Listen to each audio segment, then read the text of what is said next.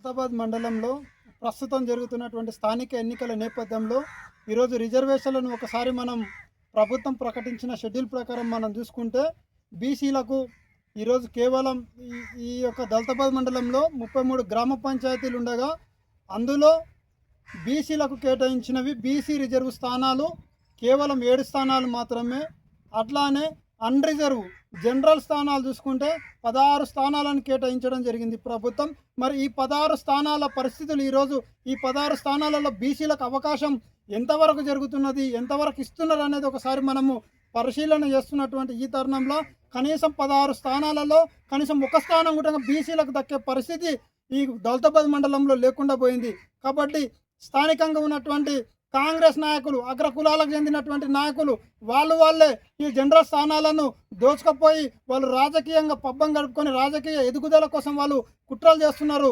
నీతి నిజాతిగా పనిచేస్తున్నటువంటి బీసీ నాయకులను తొక్కే ప్రయత్నము ఈ దళితాబాద్ మండలంలో చేస్తున్నారు. కాబట్టి ఇకనైనా బీసీ నాయకులు మేల్కొని మనకు దక్కాల్సినటువంటి ఏదైతే కామారెడ్డి డిక్లరేషన్ ప్రకారం బీసీలకు 42% రిజర్వేషన్లు కల్పిస్తామని చెప్పిండ్రో దాని ప్రకారం ఈరోజు దళితాబాద్ మండలంలో 16 స్థానాలు ఏదైతే నాన్ రిజర్వ్ జనరల్ స్థానాలు ఉన్నావో ఆ 16 స్థానాలు అనుగుణంగా బీసీలకు కేటాయిస్తేనే అప్పుడే ఈ నియోజకవర్గాన్ని నాయకత్వం వహిస్తున్నటువంటి గౌరవ రేవంత్ రెడ్డి గారు ఈరోజు బీసీలకు న్యాయం చేసినట్లయితాడు. కాబట్టి మిమ్మల్ని గెలిపించుకున్నటువంటి ఈ బీసీ ప్రజలకు మీరు న్యాయం చేయండి ముందుగా.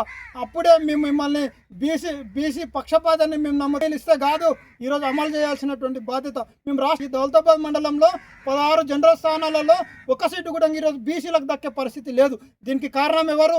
ఈ యొక్క మండలంలో ఉన్నటువంటి అగ్రకుల నాయకులు కనీసం ఈరోజు బీసీలను కనీసం సర్పంచులుగా అవకాశాలలో ఈ మండలం యొక్క రాజకీయాలు ఉన్నవంటే ఈరోజు బీసీల అభివృద్ధిని మీరు ఎంతవరకు ఆహ్వానిస్తున్నారో, బీసీల అభివృద్ధిని ఏ విధంగానైతే మీరు అమలు పరుస్తున్నారు అనేది యొక్క దానితో మేము నిదర్శనంగా భావిస్తాం. కాబట్టి ఈ యొక్క నియోజకవర్గ ఇన్ఛార్జ్ తిరుపతి రెడ్డి గారికి మేము ఒకటే కోరుతున్నాము, ఈరోజు 16 స్థానాలు ఏవైతే ఉన్నావో ఆ 16 స్థానాలు బీసీలకు కేటాయించి మీ చిత్తశుద్ధిని నిరూపించుకోవాల్సినటువంటి అవసరం ఉన్నదని మేము ఈ ద్వారా తెలియజేస్తున్నాం.